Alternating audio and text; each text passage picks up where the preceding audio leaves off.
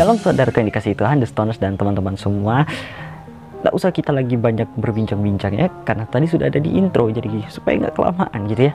Kita mau ngebahas tentang pendengar versus pelaku firman Tuhan. Wow, sangat menarik sekali. Langsung saja kita buka di Alkitab kita, di Yakobus pasal yang pertama, ayat 22 dan 25. Saya bacakan buat teman-teman semua ya. Demikianlah firman Tuhan, tetapi hendaklah kamu menjadi pelaku firman, dan bukan hanya pendengar saja. Sebab jika tidak demikian, kamu menipu diri sendiri. Ayat 25, tetapi barang siapa meneliti hukum yang sempurna itu, yaitu hukum yang memerdekakan orang, dan ia bertekun di dalamnya, jadi bukan hanya mendengar untuk melupakannya, tetapi sungguh-sungguh melakukannya, ia akan berbahagia oleh perbuatannya. Nah, apa sih perlunya menjadi pelaku firman? Bukankah iman timbul dari pendengaran firman Tuhan?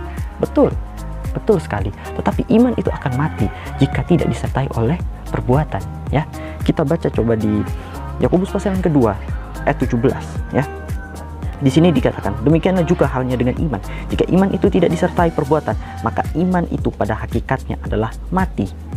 Ya, jadi banyak anak-anak muda rajin ke gereja. Saya bahkan boleh katakan anak-anak muda ini suka ke gereja, suka dengan ibadah-ibadah gitu. Minimum 2 kali dalam seminggu ya, ibadah gereja, ibadah pemuda. Sisanya mungkin ada komsel orang tuanya ya, atau mungkin teman ajak ibadah online di gerejanya pun mereka ikut, atau KKR dan lain sebagainya. Rajin ya, anak-anak muda sekarang suka gitu, hal-hal kegerejaan tuh suka banget. Tetapi apa, ketika mereka menghadapi masalah, gampang putus asa, gampang kecewa, gampang sakit hati, masih merespon masalah itu dengan cara-cara dunia, ya kan? Galau, bikin status galau, ambil quotes-nya dunia lagi. Saya nggak mempersalahkan tentang quotes-quotes dunianya itu, cuman kan apa ya, kita punya firman Tuhan gitu loh, kita dikuatkan oleh firman Tuhan, bukan kan quotes-quotes yang kayak begitu.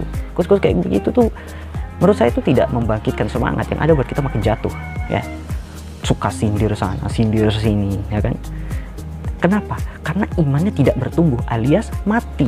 Di gereja pendeta sudah khotbah sampai mulut berbusa ya kan, tapi masuk kuping kanan keluar kuping kiri gitu loh, dilupakan begitu saja.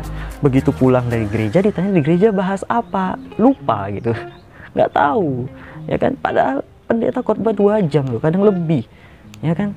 Itu karena apa? Yaitu imannya mati karena tidak melakukan firman itu. Oleh sebab itu firman Tuhan ajarkan kita untuk menjadi pelaku firman, bukan hanya mendengar. Nah, firman Tuhan juga ajarkan bagaimana cara menjadi pelaku firman.